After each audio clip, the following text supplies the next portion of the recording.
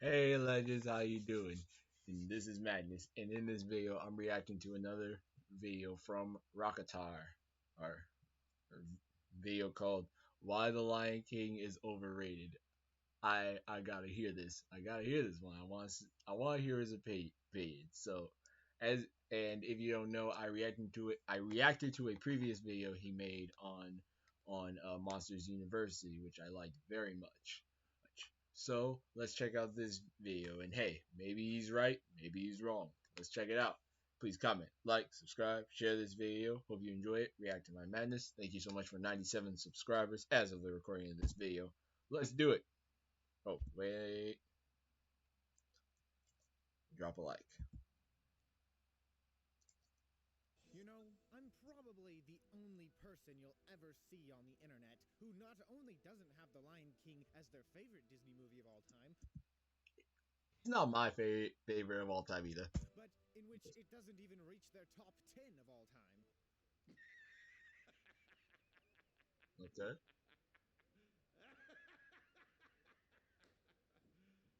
You serious? But wait, before you grab your pitchforks, just hear me out.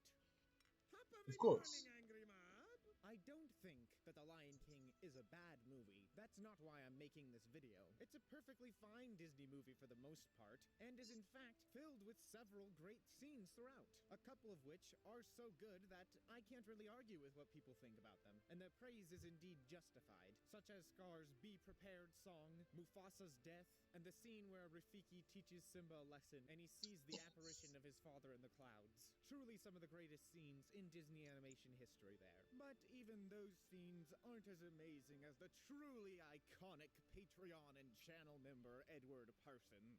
However, I don't think that the rest of the movie is nearly as good as most people make it out to be. And like I said, don't get me wrong, this isn't a Lion King hate video, but simply what the title says, that the movie is overrated. What did you say? Feel free to leave a dislike if you disagree, but I'd like you to at least consider my points and think about what I have to say first. And then feel free to tell me I'm completely wrong in the comments section and dislike the video. But without further ado, this is why I believe The Lion King is overrated. This is Let's get into this. Let's do it. where the fun begins. My first point would have to be that Simba is not exactly the greatest Disney main character, if you ask me. He's one of the most vanilla Disney protagonists. You are absolutely right there. You are absolutely right. Simba is one of the most vanilla basic main characters you can come across. Because honestly, in my opinion, Jim Jim Hawkins in Treasure Planet might be a better protagonist than Simba. Just to say, like I can think of a few that might be that can be termed as better.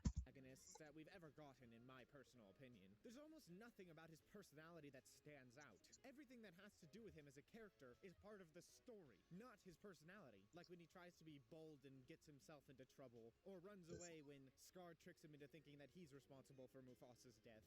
Sure, these events tell us something about Simba as a character, but I feel like we never really get to know him. A lot of what he does as a kid is just very basic, idiot kid does Kid stuff. kind of stuff.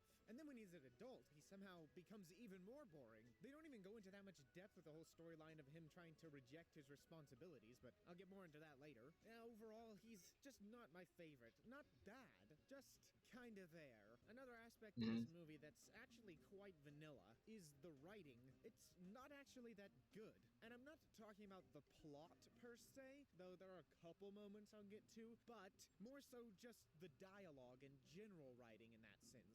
It doesn't have nearly the depth or wit that other better movies, like The Hunchback of Notre Dame, Wreck-It Ralph, or Pinocchio have. Again, yeah, and he makes a good point.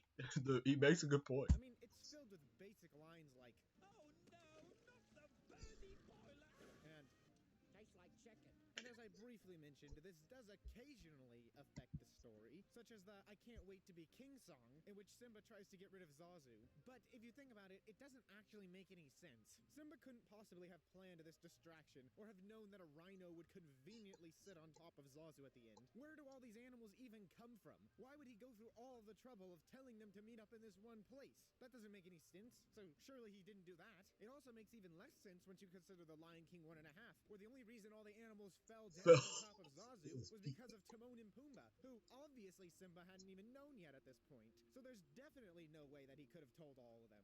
Thought we wouldn't notice, but we did.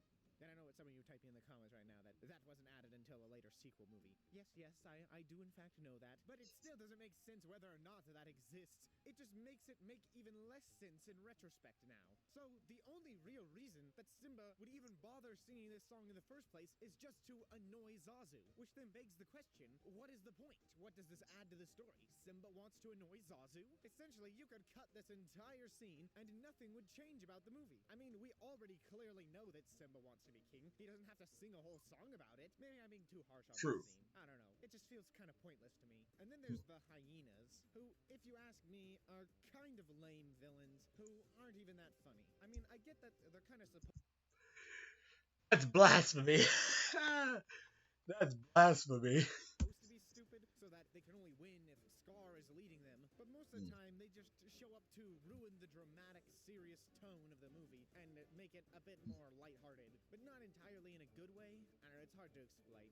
It's yet again one of those things that's it's not bad per se, but just not great either. You know, in fact, the comedy in general in this movie is not actually that good either. A lot of the jokes might be good on paper, but most of them lack the comedic timing to actually make them great. Not all of them are flat, there's a couple good ones, but a large portion of them just don't land in my opinion. And they're not necessarily cringe-inducingly bad, well, except a few of the Pumbaa fart jokes, which are a bit cringy. And actually, prior to this movie, Disney had never had to stoop to the low of using fart jokes, but starting with this very movie, they decided that it was a valid source of humor, which is definitely a knock against this movie if you ask me. As for Timon and Pumbaa themselves, they're just okay. Personally, I think Timon and Pumbaa are better in The Lion King 1.5. True. But in this movie, like, there's this scene where they're walking through the jungle, singing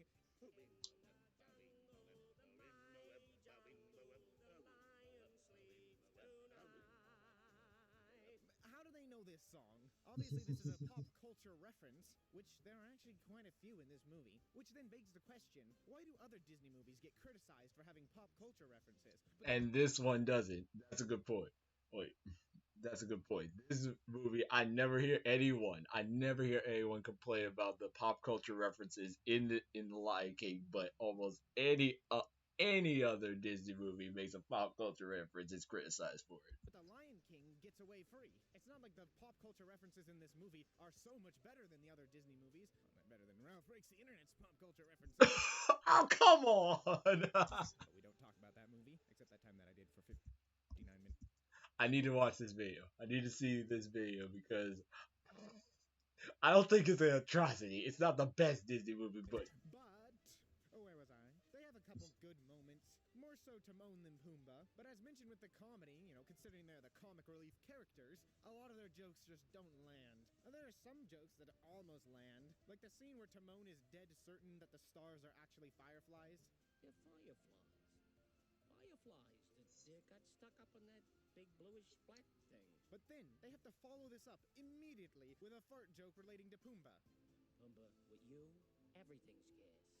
Which kind of just kills the humor of the mood. And then this immediately leads into a serious scene. And that leads me to another point about this movie that I need to bring up. The Hunchback of Notre Dame is constantly criticized for being tonally inconsistent, generally being dark and serious for the majority of its runtime, and then suddenly we have gargoyle shenanigans interrupting the mood. And those people would be right. If it were possible to delete the gargoyles from The Hunchback of Notre Dame, I would. But that begs the question, why does The Hunchback of Notre Dame get criticized for being tonally inconsistent, while The Lion King gets off free? Yes, my friends, this movie is indeed tonally inconsistent. As I mentioned with a joke previously, this movie jumps back and forth between when it's trying to be comedic and lighthearted and dark and serious, that it never really settles on one or the other. For a good portion of this movie, it feels like it's made almost exclusively for young children. Most of the Which it unfunny was. humor feels like Which it's I would say it was. specifically to target children. And at one point, they even break the fourth wall to exclusively address the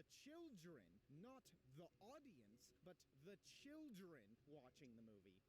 Every time that I Pumbaa, not in front of the kids. Yet, simultaneously, this movie is filled with some of the darkest and most serious scenes in any Disney movie. Whenever the movie's being silly, the dark stuff comes out of nowhere and completely changes the mood. But whenever the movie is being dark and serious, the comedy suddenly comes in and ruins the serious mood. In fact, I genuinely believe that The Hunchback of Notre Dame is more tonally consistent for the majority of its runtime than this movie is, because at least the gargoyle shenanigans only pop up every once in a while throughout what is a mostly dark and serious movie, whereas this movie is constantly flipping back and forth between dark and serious and lighthearted and comedic. And then there's my next point, which is that the romance in this movie is not that good either. It's not really that Comes up out, I'll give you that.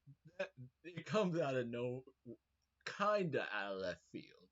Kinda. developed or believable. Simba barely even knew Nala. Sure, they messed around as kids, but he spent more of his life goofing off with Timon and Pumbaa than he ever spent with Nala. I'd also say that When You Feel the Love Tonight is probably one of the most overrated Disney songs of all time. I never Overrated. Oh my gosh. Alright, okay.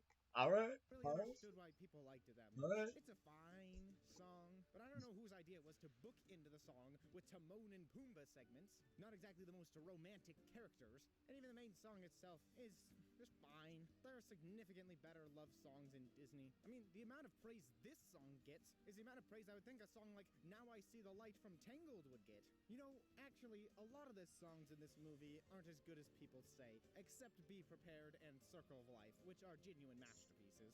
Even Hakuna Matata is not that great, especially the Pumbaa fart segment that really kills the song for me. And I've saved the best for last. Or should I say the worst for last? Basically, I've saved the most important point. The main thing that convinced me to make this video in the first place. The fact that the second half or last third of the movie, depending on where you'd say this starts to happen, is super rushed. True. True. I give it that. Yes. In today's context, looking at it now, it is rushed. As soon as Simba grows up, suddenly he's immediately challenged to go back to the Pride Lands and give up his goofing around with Timon and Pumbaa, only to immediately change his mind and decide that he is going back, in which immediately after he gets back, he immediately defeats Scar and the movie immediately ends. Because of how fast everything happens in the second half, the impact of Scar's takeover of the Pride Lands lacks the depth that it should have, as well as the True. supposed lesson that's supposed to be learned about responsibility, which should be the most important part of Simba's entire plot line. Being in denial about his responsibility and trying to run away from it is basically completely solved immediately after it's brought up, and thus his redemption feels somewhat hollow in my opinion. Also, we don't really get a good idea of how Scar keeps his power. How does no one realize Scar is evil and not just to kill him or remove him from power? Is it that hard? I mean, why can't the lions just kick out Scar or the hyenas? Sure, Mufasa is dead, but that implies that he was single-handedly keeping the entire army from invading, which doesn't make any sense in my opinion. Surely, the remaining lions and lionesses could fight off the hyenas, since it should be obvious that Scar is evil. If he and his minions ruined the land, they need to be removed from power. It doesn't matter if he's the quote-unquote king, and the fact that all the problems of the Pride Lands just go away as soon as Simba shows up, it just makes every other lion look incompetent. And later, when Simba shows up to fight Scar, there's this big scene where Scar tries to make the lions believe that Simba is responsible for Mufasa's death. Tell them who is responsible for Mufasa's death. Ah, dang Ed. He's made some good points. He's made some good points. I ain't gonna front him for that. I am. But then, about 1 or 2 minutes later, he reveals the truth. Overconfidence. Mufasa. I got that. I give overconfidence to that. I say that's because of one plot, story-wise plot convenience. Plot convenience in universe overconfidence. So why even bother with the big scene? And then you have the final battle, and it's basically the end of the movie, although I do think they overdo the slow-mo on the final battle scenes a little bit too much. Like, they really want you to see it as this epic climactic event. It is, but But ironically, it feels less so when they overdo the slow-mo like this. Oh, and one final thing I want to bring up before I close out my thoughts on this movie. A thing that holds back the movie for me, but might not hold it back for other people, so I didn't want to exactly throw it in with all the rest of the things I've been saying. And that being that this is a movie about animals. And for me, that does bring it down a bit personally, as I find it much harder to relate to a bunch of animals than actual human characters. Yeah, well, that's just like your opinion, man. The movie as a whole, in my opinion, would be improved simply by being about human characters and not lion characters. But like I said, that's just my personal opinion on Disney animal movies in general, and thus isn't exactly a valid criticism, just an opinion. But it is Right. Because I see that because mostly like often the reverse is used like with when telling maybe a kids movie, for example, The Lion King, just to say, and others like when you do a story with animals, more people relate to it better and empathize with animal characters better than human characters. And some it's reverse.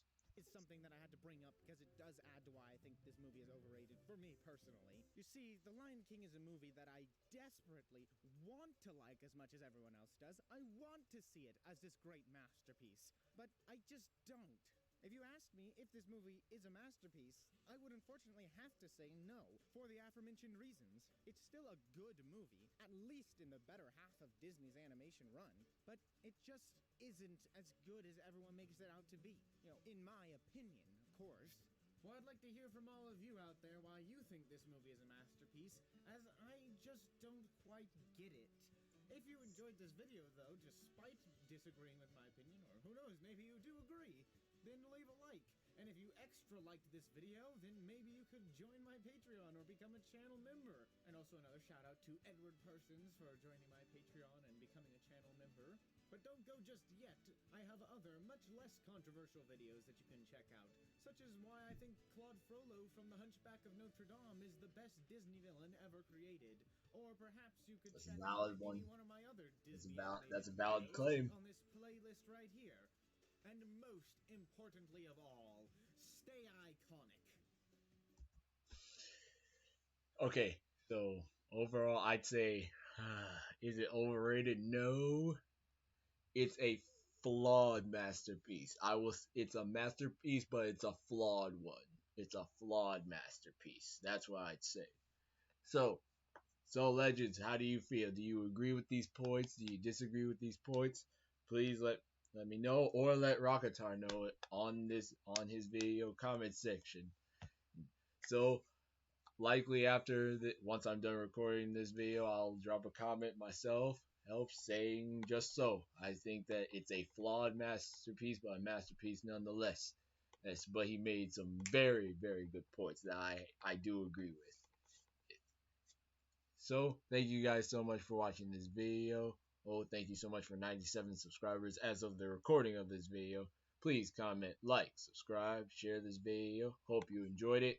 React to my madness if you wish. I will see you in the next one. See you later.